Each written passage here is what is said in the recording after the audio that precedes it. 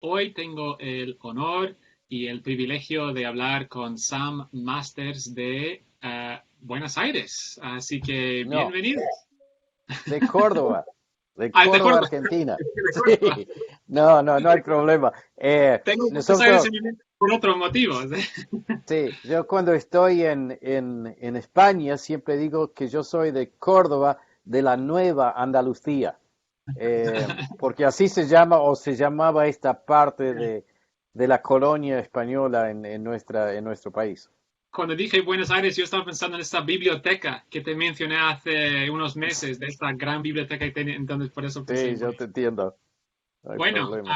es un placer de tener este tiempo para hablar contigo acerca de las misiones, acerca de William Carey, acerca de Andrew Fuller.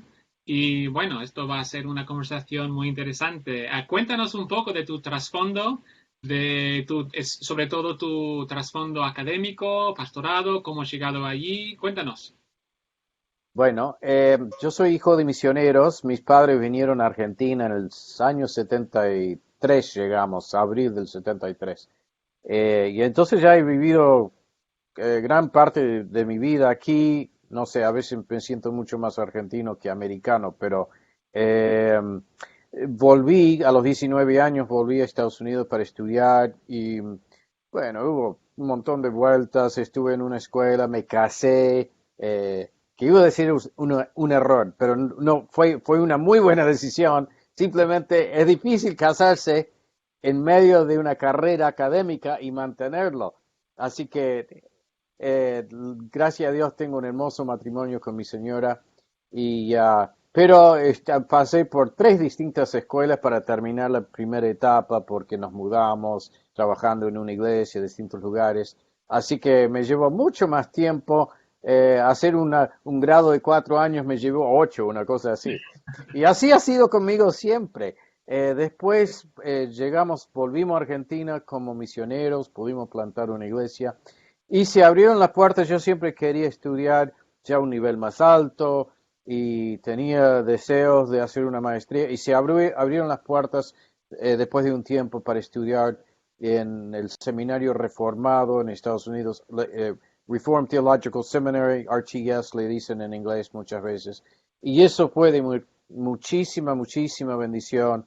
Eh, Me sirvió porque yo ya me había hecho bastante reformado, pero el valor de una maestría, y ya acá te vamos a hacer propaganda a ti y a nosotros también, que tenemos el seminario acá que hace también una maestría, pero te enseña muchas cosas más, pero quizás para mí lo más importante de una maestría es de que si está bien armada la maestría, te ordena las cosas, te muestra las relaciones, de una forma que es muy difícil simplemente viendo un video suelto o leyendo un libro, quién es este autor, y lo bueno de un buen programa académico es de que te ordena todas las ideas, te muestra las relaciones, es de muchísimo valor.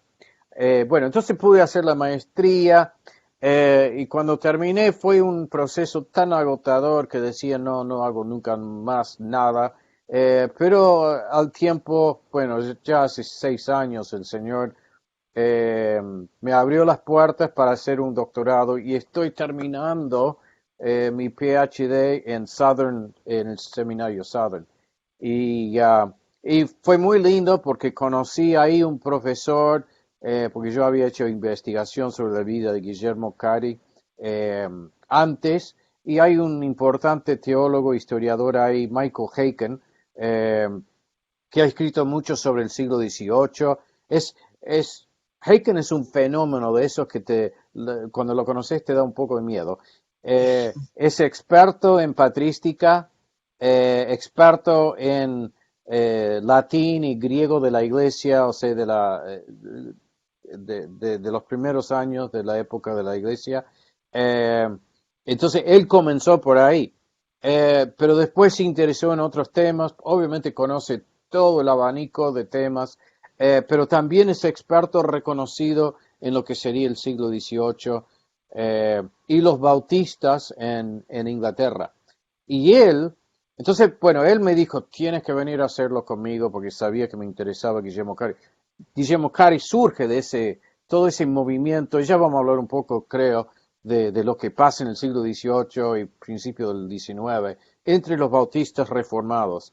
Pero Heike me dijo, tienes que venir, y él ha sido mi supervisor y ha sido de mucha bendición. Así que ya presenté mi disertación, todavía no me lo ha corregido, así que no sé si le gusta. Eh, entre tú y yo y los que a lo mejor lo escuchan, eh, viste, te dan un límite de palabras y me excedí por casi 40.000 palabras. Así que, pero gracias a Dios, me mandó un correo, dijo, no, está bien, no hay problema. Así Qué que bueno. Bueno, ahora estoy esperando para ver estamos cómo bajo me la da. gracia, ¿no? Sí, sí, sí. Así que gracias a Dios. ¿Y Sí, qué fue el tema de tu tesis? Guillermo Cari. Y, En especial, sí, sí, no, específicamente, Guillermo Cari cuando llega a la India, llegó a la India en 1793, y empezaron una obra, bueno, él empezó, hay toda una historia, pero con el tiempo, en 1800, cuando llega una nueva camada de misioneros, establecen eh, una misión en una ciudad que se llama Serampore. Eh, y entonces ahí nace lo que después se llama la misión Serampore, que fue la primera gran misión protestante, o sea, de lo que podemos llamar el periodo moderno de las misiones. O sea, con eso no estamos diciendo que no hay nadie antes, hay figuras muy importantes, pero es como que comienza una nueva etapa y esa misión representa ese comienzo, y todo lo que pasa hoy en día en misiones, bueno y malo, lo vemos reflejado en esos primeros años, los problemas, los errores, muchos aciertos, fruto, muchas cosas positivas, pero también con mucho dolor a veces. Todo es una historia para mí fascinante. eh, bueno, entonces mi disertación es sobre Serampore y un pacto misionero que ellos hicieron. En inglés se llama The Serampore Compact, The Serampore Covenant también se le puede llamar. Y por lo general, más que nada, o sea, muchas veces lo encuentras bajo el título de The Serampore Form of Agreement. Eh, y, y son, en español, ¿qué sería en español? yo le estoy diciendo el pacto de Serampore, porque Oh, sí, eh, yo no sé si se ha traducido. Eh, ah, estamos hablando, hay una casa de publicación en español, Poema, que ellos me están hablando de la posibilidad de publicar algo sobre el tema. qué Así que bueno. estoy entusiasmado por eso, de poder sacar un libro sobre el tema. Todavía mi disertación es una cosa monstruosa y se va a tener que, eh, no sé, de alguna forma hay que controlarlo, ¿no? Sí, sí, sí. Así que no sé cuál va a ser exactamente el producto final, pero con Qué el bueno. favor de Dios vamos a publicar también el pacto de Serampore, porque sinceramente creo que hasta el día de hoy casi no se ha superado eso como documento misionero, Qué bueno. eh, porque empieza con una declaración de fe, que es muy eh, calvinista, pero en lo que en inglés se llama evangelical Calvinism, o sea, el calvinismo con una inclinación evangélica, el calvinista que cree que hay que predicar el mensaje de la cruz y que cree que predicando ese mensaje Dios obra y gente se salva. Eh, Así que bueno, hay mucho por hablar ahí, así que voy a parar, pero mi disertación es sobre eso, el compacto, los 16 principios, no creo, no me acuerdo cuántos eran, no, son menos de 16, pero son un montón de principios misioneros, habla del carácter del misionero, habla de incluso los planes iniciales que tuvieron, eh, estudiar eso a fondo hay una riqueza importantísima ahí. Qué bueno. Pues todo esto es una buena transición para la siguiente pregunta acerca de estas figuras históricas de Andrés Fuller, Andrew Fuller. y Ah, William Carey, que ahora era recién hago la conexión, Andy. Entonces, ¿quiénes eran estas dos personas y por qué son importantes? Eh, bueno, a veces se instaló la idea de que Guillermo Cari era como un héroe solitario que solo luchó por hacer avanzar la obra misionera. eh, y algo de eso hubo, pero lo que no se sabe tanto es que en realidad le acompañó un grupo de jóvenes pastores de Inglaterra. Había una asociación bautista en el norte, en la zona de Northamptonshire, que se llamaba justamente la Asociación Bautista de Northamptonshire, the Northamptonshire Baptist Association. Eh, y todo el mundo bautista reformado, porque sabemos que había dos familias de bautistas en Inglaterra, los bautistas generales que eran más arminianos y los particulares que eran calvinistas. Los bautistas particulares habían sido muy influenciados por el hiperracionalismo y el hipercalvinismo, que es el producto del hiperracionalismo, ¿no? Y, y entonces habían llegado al extremo de decir, no podemos ofrecer a Cristo, porque eso sería meternos en lo que solamente es obra del Espíritu Santo. Entonces, desde el púlpito podemos describir lo que Cristo hace por el creyente, pero no podemos invitar a nadie que lo acepte, que se acerque a él, nada de eso, porque no es una buena forma de proceder, sería incorrecto teológicamente. Bueno, el resultado de eso, te lo imaginas, se morían las iglesias, se morían las asociaciones. Entonces se levanta una nueva generación, mediados del siglo XVIII, tirando para fines de los últimos 30 años del siglo XVIII. Y por ahí el más importante de ellos era Andrew Fuller, pero eran varios pastores de la zona. John Ryland, había uno, Samuel Pierce, Robert Hall, su hijo, Robert Hall, en realidad eran dos John, bueno, era un grupo de 20 pastores más o menos. Y ellos empezaron leyendo, entre otras cosas, pero en especial a Jonathan Edwards. Y para ellos Jonathan Edwards fue clave porque en la obra de Jonathan Edwards sobre la voluntad, the freedom of the will, sobre la voluntad, libre albedrío, todo ese tema que tiene una obra importante, él presenta la idea de que nadie puede, todos estamos impedidos, no podemos de forma natural avanzar hacia la salvación. Si Dios no interviene, no hay salvación. Pero el problema no es de que Dios ha puesto una barrera, sino que somos nosotros mismos en nuestra degeneración, nuestra voluntad corrompida, no desea las cosas de Dios y resistimos la salvación. Lo que dice Pablo en el primer capítulo de Romanos, ¿no? Y entonces dice, no hay una barrera que Dios ponga, básicamente, es la barrera impuesta por nuestra propia naturaleza. Es algo del corazón. Y entonces, de ser así, no deja de ser culpable el que no acepta a Cristo. Y ellos después enseñaron, él desarrolla un concepto que en inglés se llama duty faith, o sea, una fe, no sé, que es un deber, que las escrituras no solamente te ofrecen un regalo, Jesús, cree en el Señor Jesús y serás salvo, sino que el Señor, Dios ha enviado a su Hijo y ahora manda que todos se arrepienten, como dice en el libro de Hechos. Y el que no lo hace, no está obedeciendo el mandamiento de Dios. Y entonces debemos proceder en base a eso, anunciar este mandamiento. Debes creer.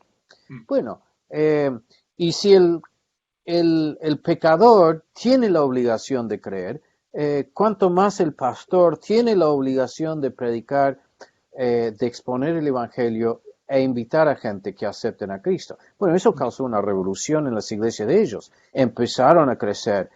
Fueron tildados de no calvinistas, pero el paso del tiempo les ha dado la razón a ellos. Eh, hubo un crecimiento entre esas iglesias, empezaron a salir eran muchas iglesias de pequeñas aldeas en Inglaterra, pequeñas iglesias, pero empezaron a tener una carga por la próxima aldea. Entonces iban y predicaban los domingos a la tarde, donde no había una iglesia. Y el resultado de eso fue sorprendente. Empezaron a ver gente convertirse y nuevas iglesias plantadas. Entonces hubo un avivamiento que en parte se debía a la teología de Edwards y en parte se debía a Jonathan Edwards hizo un llamado a la oración. No me acuerdo la fecha exacta, pero primeras décadas del siglo XVIII, como 50 años más tarde, un pastor de ese medio de la asociación hizo republicar ese libro sobre la oración. John Sutcliffe se llama, un llamado a la oración se llama. Y ellos empezaron a orar y por 8 años tuvieron lo que en inglés llaman concerts of prayer. Suena medio raro en inglés también, conciertos de oración. Era una forma de decir de que oremos juntos. Entonces todas las iglesias en una fecha oraban juntos por el avivamiento, el avance del reino de Dios en el mundo. Y bueno, de ahí sale el movimiento moderno de misiones, de un movimiento de oración que se alimentó de una teología, de una corrección a la teología reformada o calvinista, el hipercalvinismo, que encontramos en Jonathan Edwards y otros. Y Andrew Fuller, para terminar de contestar, ahora recién llegó a tu pregunta, Andrew Fuller hay que entenderlo en ese contexto. Y Andrew Fuller, Spurgeon dice de Andrew Fuller de que es el más importante teólogo bautista del siglo XIX. Él muere en 1815. Pero escribe varios libros contra el socinianismo, se dice en español, socinianism, contra varias herejías que eran comunes en esa época, pero termina siendo el primer secretario de la misión que se forma. Y fue el que siempre apoyó la obra de Guillermo Cari. Hay una historia, una analogía de que los que apoyan son como los que sostienen la soga y no hay que soltar la soga. Y esa imagen se deriva de las minas de carbón en Inglaterra, de que mucha gente en esa zona trabajaba en las minas y no eran como las minas de hoy, sino que eran tremendos pozos y uno para bajar abajo se bajaba con una soga y hacía falta tener arriba una persona en quien uno pudiera confiar, ¿no? Entonces él dijo que cuando se fue Cari a la misión era la responsabilidad de ellos sostener la soga y sostuvo la soga de una forma impresionante. Así que, y él también escribió un libro que impactó mucho y se me escapa el título. Ya cuando estamos ya hablando de otra cosa, te voy a decir en medio de algo que va a ser muy molesto, pero te lo voy a decir. Okay, vale. Eso es interesante lo que dices de la relación entre Andrés Fuller y Guillermo Carey, que es muchas veces cuando pensamos en las misiones solo pensamos en los misioneros, pero también hace falta una buena iglesia enviadora que sostiene, que apoya, que anima, que en este caso defiende al misionero, ¿no? Exactamente. Andrew Fuller llegó a defender a la misión ante el Parlamento inglés, no en persona, pero escribiendo cartas, porque los asuntos de la misión llegaron hasta el Parlamento, porque se metieron en problemas con the British East Indies Company, la gran empresa, el monopolio imperialista de los ingleses que fueron los que dominaron India y no querían que entraran misioneros y le hicieron muy complicada la vida para los misioneros hasta el año 1813 que bajo la influencia de hombres como William Wilberforce. Wilberforce es conocido por el trabajo que hizo y logró prohibir la trata de esclavos.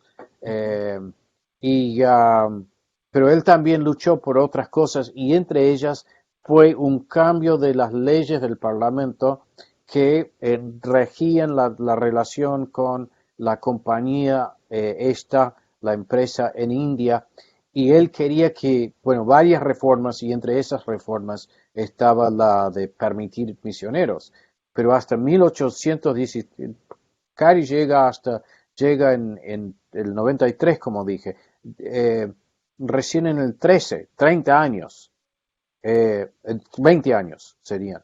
Eh, 20 años después de eso sale una ley que permite de que esté de forma oficial como misionero.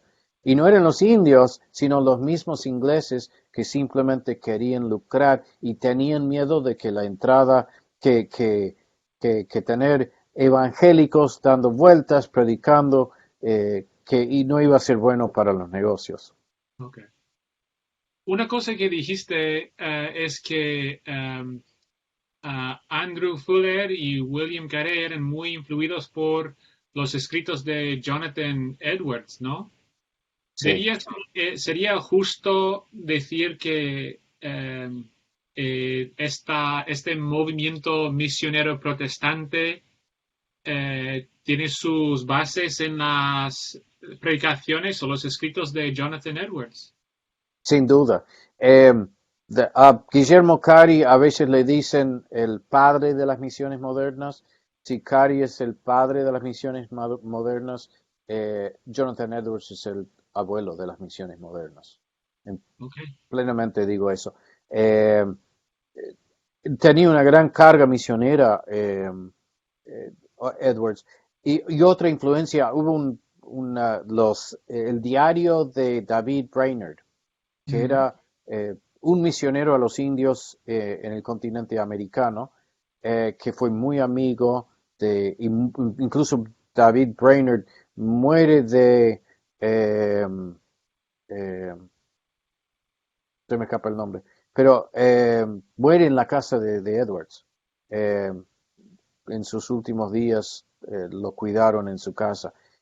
Y entonces él escribió un diario en la soledad, en el bosque, tratando de llegar a los indios americanos. Bueno, y eso es tan potente y muchas veces Guillermo Cari, Guillermo, los primeros 7 años en India fueron terribles. Sufrió mil cosas, pero muchas veces lo cita. Dice, uno incluso en sus cartas y en su propio diario, dice, bueno, hoy no estoy bien. Hoy me siento muy abandonado, me siento lejos del Señor. Y después llega un día en que dice, bueno, hoy me siento mucho mejor y todo se debe a ver el hecho de que leí el mensaje y te cito un mensaje de Jonathan Edwards. Y entonces es casi como que Jonathan Edwards lo pastorea a Guillermo Cari en ese tiempo de dificultad. Entonces la influencia es directa y es muy, muy importante. Hay como dos líneas hay muchas influencias, pero la otra influencia muy fuerte son los moravos. ¿nos puedes contar un poco de la influencia de los moravos? Sí, los moravos, como la mayoría deben saber, fueron un grupo que, bueno, tuvieron, antes de lo que podemos llamar el comienzo de las misiones modernas, eran el gran ejemplo misionero en el mundo. Eh, Habían empezado una colonia bajo el conde Zinzendorf en Alemania, estaban conectados de cierta forma, con el pietismo, el movimiento de Halle. eh, eh, Hay varias figuras, Spengler, y bueno, pero tuvieron en algunas cosas una teología un poco eh, con problemas y que fueron a un exceso en cierta época, pero después surge algunos líderes muy, muy buenos y moderados que hacen de que vuelvan a una cosa mucho más parecida a lo que sería una doctrina sana. Eh, y hubo algunos excesos también en los primeros años, pero bajo ese liderazgo se recupera el movimiento y dieron un modelo impresionante. Está la famosa historia de algunos moravos que se vendieron como esclavos para poder llegar a los esclavos en el Nuevo Mundo, por ejemplo. Ellos se vendieron para poder estar cerca de los esclavos. Y ellos iban con la idea de formar una comunidad misionera. Y, y entonces el único ejemplo misionero que existía contemporáneo en esa época eran los moravos. Y en Inglaterra había un movimiento fuerte y hay evidencia circunstancial de que Guillermo Cari a lo mejor conoció gente de las iglesias moravas en los primeros años, porque hubo varias iglesias en la zona donde pastoreó él. Pero lo que sí sabemos es de que los fundadores de la misión bautista eh, más de una vez le escriben a los dirigentes ingleses de los moravos para pedir consejo. Por ejemplo, ¿cómo hacemos para saber, para escoger un misionero? ¿Cuáles son las cualidades que debemos buscar? ¿En qué se debe basar la obra? Y algo que pegó muy fuerte en ellos fue el consejo de los moravos de que simplemente se debía predicar la cruz de Cristo. Decían, donde hemos tenido resultados siempre ha sido por la predicación de la cruz de Cristo. Y eso lo toman muy a pecho los bautistas en Serampore.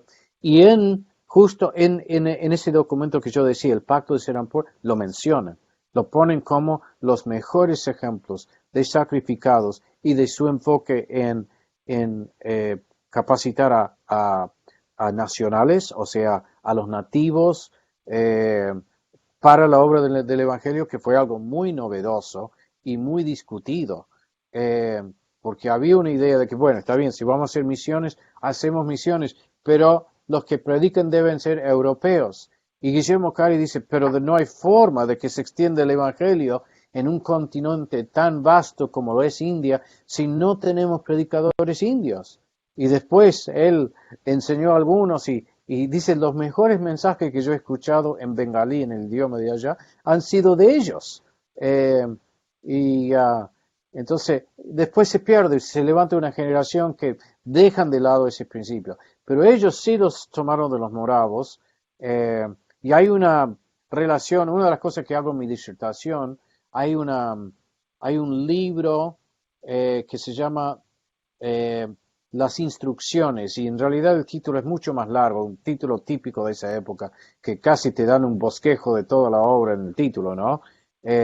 Instrucciones para los misioneros de los moravos que están trabajando en diversos lugares del mundo, no sé cómo es, pero la forma abreviada de referirse a la obra es las instrucciones, the instructions, y de un hombre llamado Frank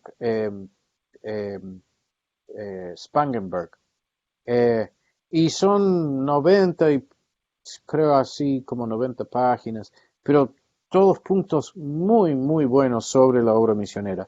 Algunas cosas que uno quizás diría, yo eso no sé si lo comparto, pero en general, yo creo que todo misionero debería leerlo.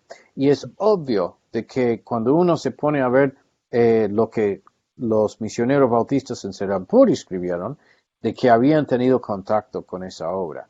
Hay muchas cosas donde no es de que lo citan así con exactitud, pero que uno ve la influencia. Por ejemplo, las dos hablan de la importancia de las hermanas, de las esposas misioneras para la obra.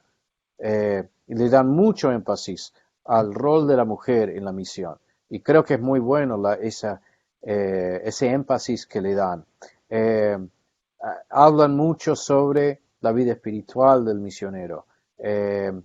Hay varias cosas. Una cosa que, por ejemplo, hablan de la importancia de mandar cartas siempre a los que apoyan.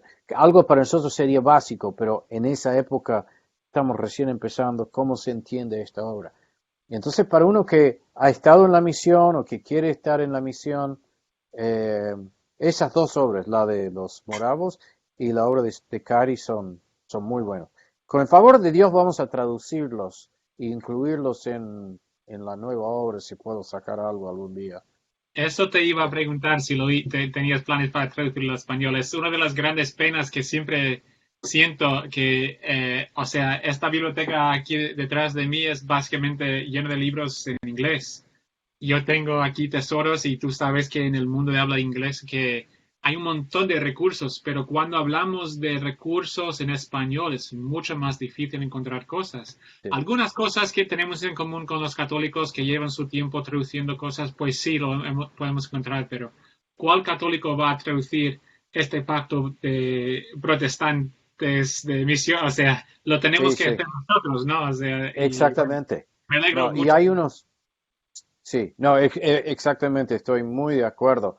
Eh, y fue una de las, yo cuando hice la maestría en RTS, en el Seminario Reformado, eh, lo disfruté tanto, fue muy difícil porque ya estaba en la obra, eh, pero todo, todo lo bueno a veces cuesta. Eh, pero hubo momentos en que tanto disfruté lo que se me estaba enseñando y, y a la vez no sé si a ti te pasa cuando por ahí viajas solo y ves algo lindo, pero es como que no lo puedes disfrutar del todo porque no está tu esposa para verlo. No sé si Sí, eso te pasa. sí. A mí me pasa. Ay, ojalá estuviera ella, no lo puede ver. No sé, le mandas una foto por WhatsApp, pero no es lo mismo. Y yo tuve muchas veces esa sensación haciendo la maestría, pero pensando en mis hermanos argentinos de que no había una posibilidad de que ellos experimentaran lo mismo. Y entonces eso ha sido algo que nos ha motivado mucho a establecer el seminario William Carey, con el fin de que también gente de Argentina y gente de habla hispana en todo el mundo puedan llegar, puedan acceder. Y sé que eso es lo que te motiva a ti también ahí en el seminario en Sevilla. Ya. Y porque hay tantas cosas. Y lo que hace falta, lo que uno ve, por ejemplo, en Guillermo Cari, es de que ellos traían todas esas riquezas, hicieron un trabajo impresionante de hacer llegar eso a la gente de la India. Eso, y con el fin no solo de que, bueno, digan, ay, te aprendiste algo de ellos. Ellos estaban convencidos de la posibilidad de redimir la cultura y de que, a pesar de que en India hay un paganismo casi absoluto, de que había elementos de esa cultura que valía la pena redimir. Por ejemplo, Guillermo Cari amaba los idiomas del subcontinente indio.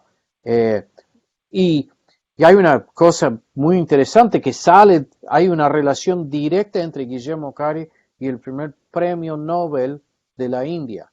Eh, el primer premio Nobel en la literatura de un autor que no haya sido de un idioma europeo es un indio llamado Rabindranath, no me sale, Rabindranath. Eh, y él, visto por los años 20 me parece que era, del siglo XX, y él reconoce, ahí tengo una cita de él donde dice, no, el, el bengalí como idioma literario nace con Guillermo Cari. Entonces él reconoce que la obra de Guillermo Cari fue el primero que hizo un diccionario, el primero que hizo una gramática, y obviamente hicieron la traducción de la Biblia. Y entonces se reproduce el efecto cultural en la India que vimos en Alemania, que vimos en Inglaterra, y que hasta cierto punto se vio en España, pero que quedó medio cortado por eh, esa influencia de la Iglesia Católica tan fuerte en España. Y Eh, él tradujo la Biblia a otros idiomas también, ¿verdad? Creo que al final él y su equipo, quiero decir 32 idiomas, no, sí, sí, no, impresionante. Impresionante. Pero hay que entender de que él tenía un equipo grande, era profesor en una escuela que se llama Fort William College. Los ingleses querían a alguien para enseñar los idiomas de la India a los nuevos comerciantes que llegaban y Y aunque no lo querían mucho a Guillermo Cari, era el único que tenía la capacidad de hacerlo. Entonces lo pusieron de profesor en esta escuela en Calcuta, y el salario lo fue invirtiendo siempre en la obra, pero también le puso en contacto con los mayores pandits, los mayores estudiosos indios.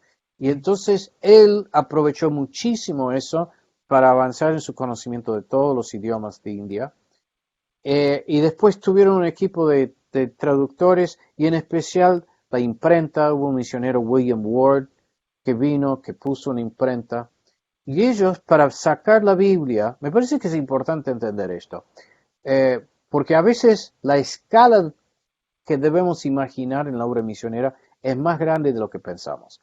Ellos, para publicar Biblias, no solamente tuvieron que imprimirlas, sino que tuvieron que fabricar los tipos, o sea, las letras de plomo que se usan, porque en los idiomas no existían. Entonces ellos tuvieron que aprender a fabricar los tipos para la imprenta, tuvieron que fabricar su propio papel, trajeron el primer motor a vapor, eh, eh, para manejar el proceso de la fabricación del papel, o sea, todo un proceso industrial. Compraron un lugar, un terreno con árboles para poder cortar árboles, y para poder usarlo para la fabricación. O sea, toda la cadena industrial para poder sacar la Biblia. Nosotros no tenemos que hacer eso. Y a veces ellos pensaron en una escala tan grande de que realmente me sorprende. Ya. Y es más sorprendente cuando uno piensa eran pobres, sin recursos. Guillermo Cari estudió en su zapatería. Él se enseñó los idiomas arreglando zapatos y con un texto de hebreo, un texto de latín, un texto de... ahí estudiando y haciendo los zapatos. No sé cómo habrán salido los zapatos, pero que algo aprendió. Bueno, si estaba Eh, estudiando el hebreo, le habrían salido al revés, ¿no? Sí, sí, puede ser. Sí. Bueno, para un pie lo haces en hebreo y el otro pie lo haces en griego y así te salen como tiene que estar. Eh, pero para mí es muy importante, Guillermo Cari, pensando creo que España también, pero en especial en América Latina, porque estamos en una nueva época misionera y por el mundo hay muchos misioneros hispanos. Eh, y la verdad es que tienen un impacto, en especial gente de América Latina, un impacto muy grande en lugares como el norte de África, en lo que sería lo que se llama la ventana 1040. Y gente como tú y yo, con nuestra cara de gringo, a veces es difícil entrar y ser efectivo en ciertos lugares, por muchas razones, por historia, por política, por el presidente de turno en Estados Unidos, eh, mil cosas. Pero un argentino, por ejemplo, tiene una forma de llegar muy especial a gente. Ustedes, los de España, saben de que hay raíces musulmanes muy importantes y quedó muchos vestigios de eso en la cultura. Y entonces, y acá pasa lo mismo, somos producto de eso. Y entonces hay los yanquis siempre estamos así, ¿qué hora es? Tengo otra cosa. Y el argentino se olvida el reloj y se relaciona con gente y es muy efectivo. Pero por ahí creo que a veces pensamos en América Latina de que no tenemos los recursos. Pensamos de que depende de tener muchos recursos económicos, de tener mucha estructura. Bueno, parte de eso es verdad y parte de eso se soluciona quizás buscando gente con quien trabajar de otras partes, trabajando en equipo, pero para mí lo más importante es entender la revolución teológica que produce el movimiento misionero y después Harry tenía ese gran dicho que era anticipar grandes cosas de Dios, esperar grandes cosas de Dios, y que también debemos intentar grandes cosas. Y eso es el calvinismo evangélico resumido en una pequeña frase. Si creemos que hay un Dios soberano, y que ese Dios quiere salvar gente y que ese Dios, entender la Gran Comisión no como una opción, sino que es un mandamiento del Dios soberano del universo. Cuando empezamos a entenderlo así y vamos con fe y sabiendo que Dios lo que ha mandado, todo lo que Él nos manda a hacer, Él va a suplir los recursos. Yo creo que es el momento de misiones hispanas.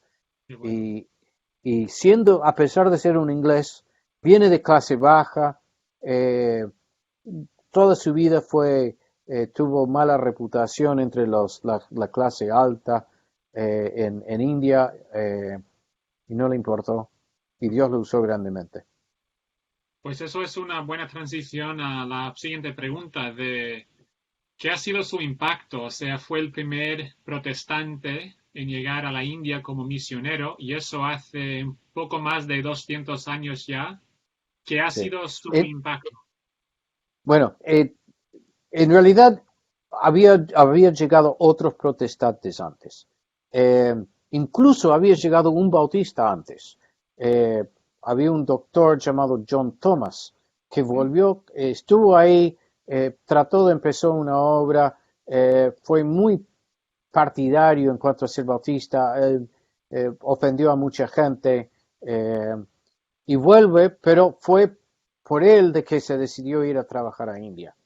eh, Habían llegado el rey de Dinamarca tuvo mucha influencia a través de los años y hubo un gran misionero llamado Swartz que estuvo en el sur de India. Guillermo lo conocía.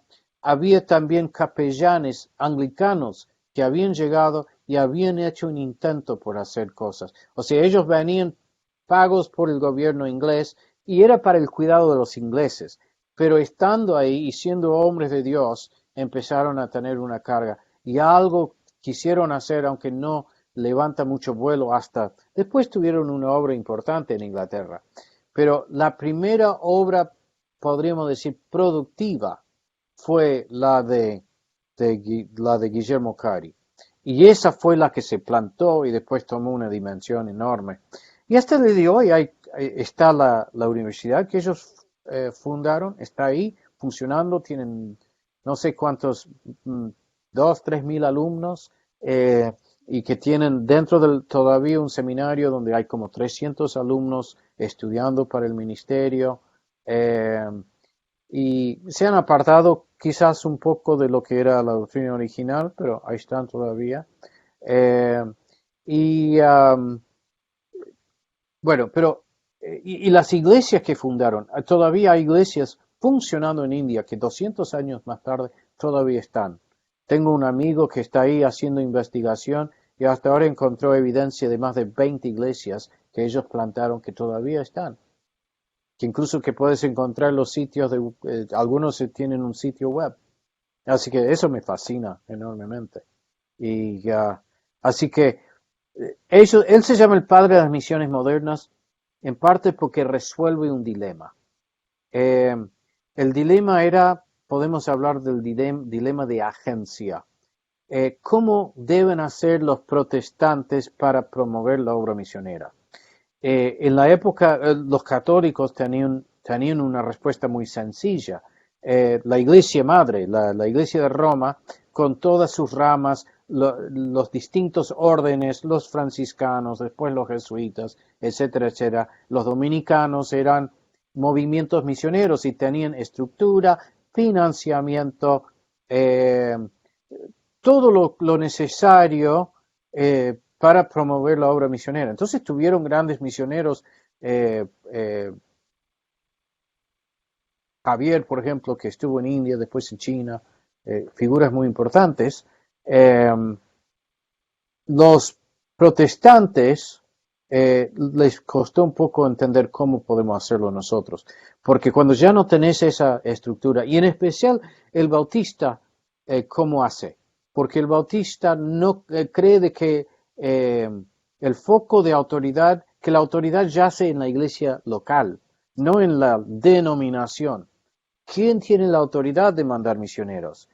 Y si llegamos al punto de decir, bueno, la iglesia local, que es lo que yo creo, pero entonces mi iglesia local es pequeña. ¿Cómo hago yo para financiar un proyecto? Y bueno, entonces Guillermo Cari, antes de ir al campo misionero, escribió otra obra también histórica que se llama La Investigación, The Inquiry, y también un título largo, sobre si debemos usar medios para la propagación del Evangelio entre los paganos, una cosa así. Eh, y el argumento es de que las misiones todavía son vigentes, que Mateo, esos últimos versículos de Mateo son para nosotros, no solamente para los apóstoles, porque en esa época estaba la idea instalada que era para los apóstoles y ya no tenía injerencia sobre la iglesia. Y él dice, bueno, ¿cómo hacemos entonces? Porque ahí dice, yo estoy con ustedes todos los días hasta el fin del mundo. ¿Eso también lo sacamos? ¿Y qué de eso que dice que debemos bautizar en el nombre del Padre, del Hijo y del Espíritu Santo? Eso también ya no tiene, si eso es solo para si, entonces la lógica es inevitable, ¿no? Y eh, entonces dice, si es así, entonces hay una sección que habla de la historia, menciona todos los precursores y un argumento teológico muy, muy directo, no gasta mucho tiempo, va al grano. Eh, Después un estudio del mundo, la condición espiritual de todo el mundo, una cosa impresionante que en esa época lo haya hecho. Es la primera vez que se hace algo así. Eh, los musulmanes en cada país. O sea, como ahora tenemos distintos libros que puedes abrir y ver todo lo que pasa en ese país, hacerlo en esa época era algo impensable. Pero el eje de todo era, si tenemos el mandamiento, hay una teología reformada detrás de todo eso, pone mucho énfasis en la providencia de Dios.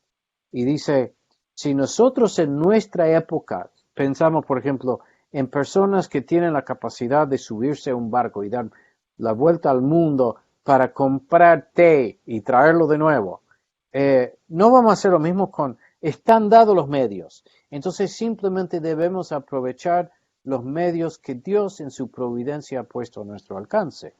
Entonces ese es el argumento teológico.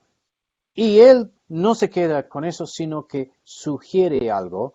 Dice, esto lo podemos hacer por medio de algo que era muy común en la época, era la sociedad voluntaria, the Voluntary Association. Y era algo muy fuerte entre los ingleses, más fuerte en Estados Unidos aún, pero la idea, y sale un poco ese concepto de la iglesia, de concepto de la iglesia protestante, de la iglesia local. Hay un eco de la asociación voluntaria. Después hay asociaciones voluntarias para todo, para el estudio de idiomas, para el avance de distintas cosas, eh, muchas cosas. Él dice, formemos esto y que gente, creyentes, de todos los que quieran participar, podamos reunir fondos, podamos unir fuerzas y formar una organización que sirve para enviar. Entonces, de la nada, forman la primera asociación. Y eso, a partir de ahí, eso fue en el 92, en el 93 ya está en India, y no recuerdo los años exactos, pero antes del fin de siglo, estamos hablando de 6 7 años, eh, nace la asociación The Church Missionary Society, que era de los anglicanos, The London Missionary Society, que era de los congregacionalistas. En Glasgow se formó una asociación y de repente por todas partes era como que había un impulso misionero que él no inventó, pero él fue el que lo destapó. Y poniendo esto como ejemplo, eh, y después lo que hacen en India también sirvió como ejemplo bueno, hay que hacerlo. ¿Cómo se hace? Esa es la pregunta. ¿Cómo lo hacemos? Y entonces él fue muy atrevido, muy audaz y se lanzaron a la obra. Y con algunos errores, Ya, claro, pero con porque mucha efectividad. es lo que pasa a veces cuando uno es pionero, no sabe que va a funcionar y no sabe que no va a funcionar. Entonces, todos Claro. vamos a cometer errores así. Sí, sí. Bueno, si alguien está interesado en aprender más de o Andrew Fuller o William Carey o las misiones modernas en español, ¿existen recursos sobre sus vidas, su metodología? Hay Um, muy poco. Que yo sepa, y si alguien sabe de cosas, que me avisen, por favor. Nosotros hemos, la, yo, eh, yo lo que diría es esto. Estamos traduciendo, vamos a traducir. Ya hemos traducido, en realidad había una traducción ya de algunos años de un libro de un hombre llamado James Culross. Y hemos hecho una traducción y lo tenemos en PDF, que es la biografía. Y es bastante buena. Y lo usamos como recurso. Nosotros tenemos en el seminario la primera materia que cualquiera que entra, nosotros tenemos la maestría y después tenemos un diploma que no requiere todo el trabajo de la maestría, pero sí te da un abanico amplio de distintos temas, ¿no? Y la primera materia que nosotros exigimos es una breve materia de, creo que son cuatro horas de cátedra, que yo doy sobre la vida de Guillermo Cari, para entender su carácter, su persistencia, porque el que va a estudiar necesita todo eso. ¿Y por qué lo hacía? No porque todos tenemos que ser misioneros, pero la misión de la iglesia es la misión. Y todos debemos aportar en cierta medida a eso. Entonces, esa es la primera materia. Eh, si tus oyentes, si alguno desea hacer esa materia gratis, eh, pueden contactar a la iglesia. Esto recién se me ocurre. Pueden contactar al seminario CARE eh, y y, vamos a y poner le man Vamos a poner ¿Cómo? tu página web en las notas al canal YouTube, así que los oyentes Ok, pueden buscar un enlace sí, a tu página web a través de allí. sí. Y yo también te puedo enviar ¿cómo se llama? Una dirección de correo donde si escriben y dicen, se ofreció gratis esta materia. Es de 4 horas, no es difícil, pero creo que hay mucha información. Eh, en vez de hablar 1 hora como ahora, hemos hablado de una forma más sistemática, algo así como 4 o 5 horas. Y también en esa materia pueden bajar el PDF de la biografía de Guillermo Cari. Bueno, llevamos casi una hora ya hablando de William Carey y apenas hemos entrado en su vida, su metodología. O sea, es una figura tan importante y tan extraordinaria, una persona usada por Dios de manera tan tremenda que es difícil limita- limitarnos a una hora para hablar de él. Sí. Entonces, en el futuro tendremos que entrar más en su metodología y quizá ampliarlo un poco más de incluir Adoniram Judson y otros misioneros, Hudson Taylor, gente así. Pero muchísimas gracias por tu tiempo. Esto ha Tengo sido una muy... última cosa para decir antes de que me vaya. Simplemente esto. Yo estoy esperando un avivamiento misionero en el mundo hispano. Hemos visto en los últimos años un avivamiento teológico y hay muchas cosas que están llevando a eso. Gente que se ha interesado en la sana doctrina, que se ha interesado en la reforma, los principios de la reforma. Si entendemos algo históricamente, lo que pasa con Guillermo Cari es una réplica, es un eco del avivamiento de la época de Jonathan Edwards. Los grandes avivamientos, esto es como cuando hay un terremoto y después hay las réplicas, ¿no? Es un avivamiento que está conectado directamente con los avivamientos de Jonathan Edwards. Y yo estoy pidiendo que en el mundo hispano veamos la misma progresión. Eh, Poner las bases teológicas, entender eh, las 5 solas, entender los 5 puntos, entender todo eso. Después se viene la reforma de la iglesia. ¿Qué es una iglesia reformada? Recuperar lo que tú estás haciendo, que me parece de tanta importancia, recuperar eh, ejemplares de teología reformada español,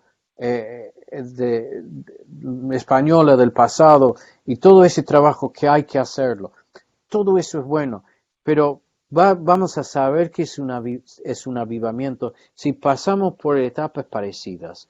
La sana doctrina, a esa relación del corazón que encontramos en Jonathan Edwards y que nos da una carga por el mundo perdido, como lo tenía Jonathan Edwards, y esa misma preocupación que la vemos después en Andrew Fuller, un gran teólogo reformado, y en Guillermo Cari y sus compañeros. Y yo estoy pidiendo que haya un avivamiento misionero, de que se instale en el mundo hispano, en especial entre los reformados, una, una verdadera carga por lo que nuestro Dios soberano nos ha mandado. A veces me preocupa que hablamos mucho de un Dios soberano y no hacemos lo que Él dice. Y el Señor dice que en el día de juicio yo les voy a decir, ay, dijiste Señor, Señor, pero no hiciste lo que te he pedido. Y si realmente creemos en la soberanía de Dios, debemos obedecer. Y Él nos ha mandado a ir a la misión. Y no es solamente para los gringos. Los misioneros más efectivos en esta época creo que pueden ser los hispanos. Y debemos responder. Y gracias a Dios estamos viendo algo de eso. Y hay mucho por hacer todavía, pero yo anhelo eso. Bueno, eso es un buen reto y una palabra de ánimo para todos, perdón, para todos, para seguir adelante con la gran comisión que el Señor nos ha dado a finales de Mateo 28. Así que, Amén. Sam, muchas gracias. Enhorabuena en tu tesis y mucho Sí, ánimo y mucho éxito en tu seminario para la gloria de Dios. Muchas gracias por acompañarnos. un gusto, un gran placer. Gracias. Recording